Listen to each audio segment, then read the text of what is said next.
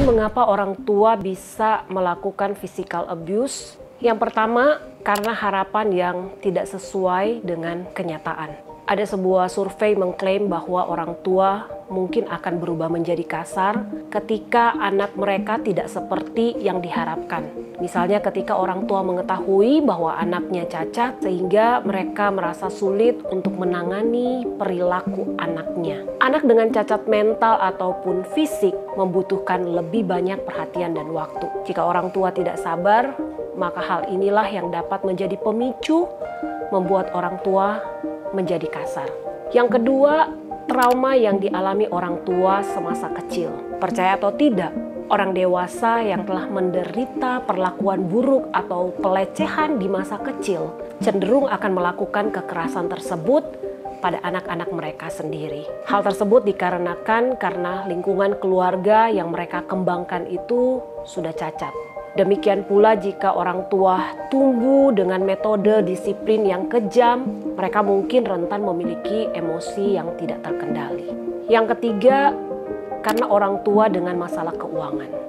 Masalah keuangan dapat dengan mudah membuat orang tua merasa bahwa anak-anak mereka membebani mereka. Nah, hal ini menciptakan ketegangan, kemarahan, dan frustasi. Dan dalam fase ini, orang tua rentan untuk menyalahgunakan anak-anak mereka.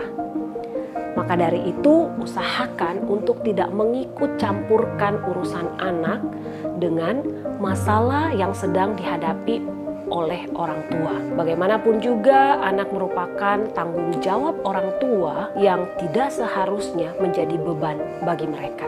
Yang keempat, ketergantungan narkoba dan alkohol. Narkoba dan alkohol dapat mengarahkan perilaku kasar orang tua kepada anak.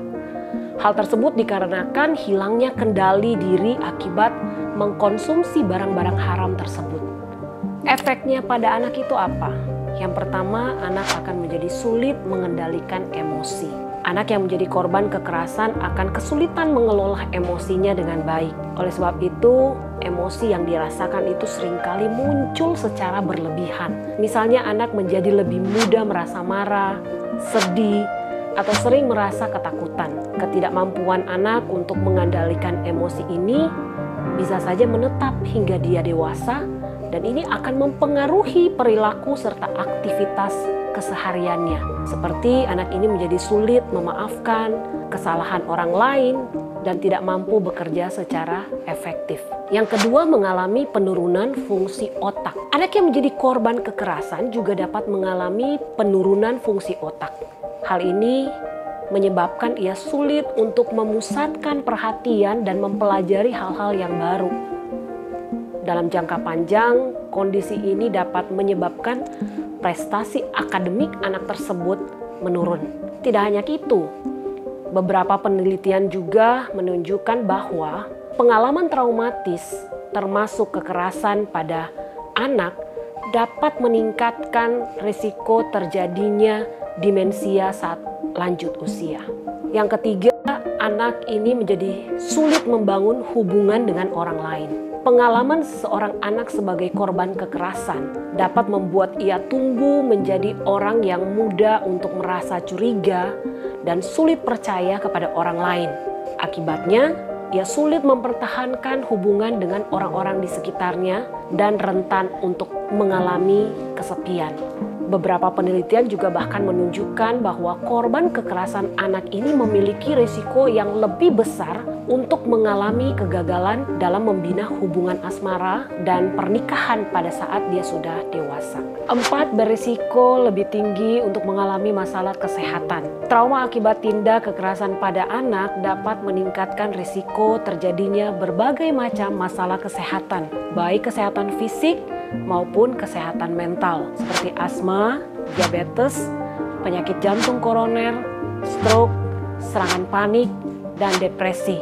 Korban kekerasan pada anak juga memiliki kecenderungan yang lebih tinggi untuk mengkonsumsi alkohol secara berlebihan dan menggunakan narkoba sebagai coping mechanism atau cara mengatasi trauma yang ia rasakan. Bahkan pada level akut, keinginan untuk bunuh diri juga dapat muncul bila trauma karena tindakan kekerasan pada anak ini tidak kunjung teratasi.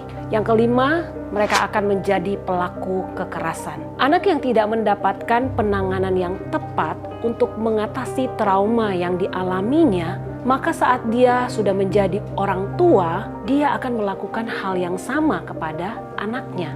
Hal ini akan menjadi seperti mata rantai yang tidak akan pernah putus jika tidak segera ditangani dengan baik.